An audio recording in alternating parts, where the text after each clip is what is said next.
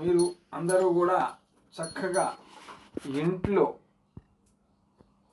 ఇంటి శుద్ధి, ఒంటి శుద్ధి, నోటి శుద్ధి ఈ మూడుతో మీరు ఈ 3 కర్తవ్యాలు నిర్వహించి నేను చెప్పినట్టుగా చేసుకుంటే ఎలనాటి శనీశ్వరం కూడా వెళ్ళిపోద్ది మిమ్మల్ని వదిలిపెట్టి. మిమ్మల్నే కాదు, ఇల్లు వదిలిపెట్టి, ఇల్లే కాదు, మీరు నడిచే దారిలో కూడా అడ్డపడదు. అర్థమైందా?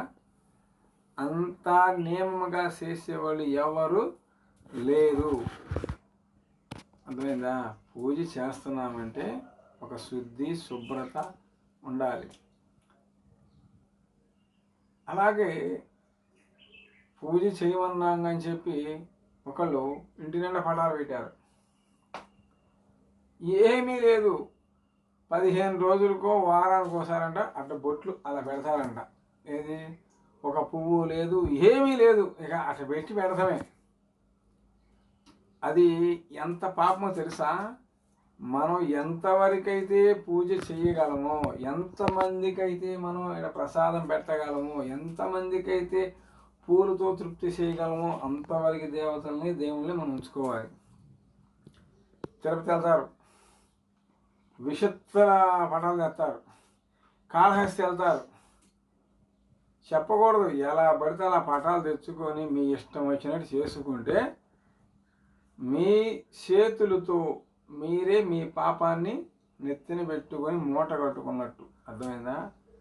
దయచేసి చేసే పూజ ఒక శివుడా, పార్వత, లేకపోతే లక్ష్మీ తల్లి, లేకపోతే దుర్గాభవాని, లేకపోతే పెరడాలమ్మ, ఇంకా ఒక ఫోటో 2 ఫోటోలు పెట్టుకొని చేసుకోండి. అంతేగాని మీ ఇష్టం వచ్చినట్టు చేసుకొని మాకండి.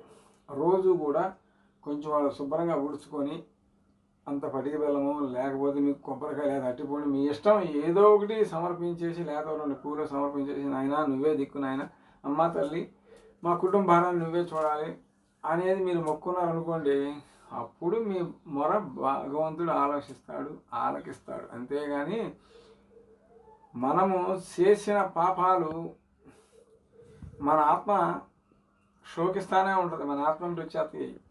ఈ మట్టి ఇక్కడ ఉండిపోయేది. అర్థమైందా?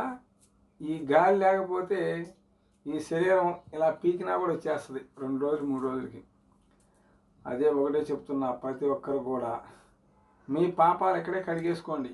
ఇక్కడే శుభ్రంగా భక్తితో, దైవశక్తితో చక్కగా కడుక్కోండి. 10 మందిలో కూడా మీరు మంచి వాళ్ళు అనిపించుకునే మార్గం చూసుకోండి.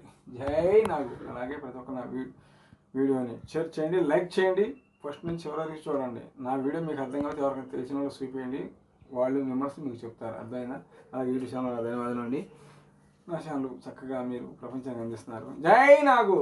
అలాగే నా తల్లి అచ్చమ్మ గారు, నా తండ్రి రత్తయ్య గారు, వాళ్ళ ఆత్మీయంగా భూమి మీద చెంచాలని కోరుకుంటున్నాను. జై నాగు, జై తల్లి, జై తల్లి.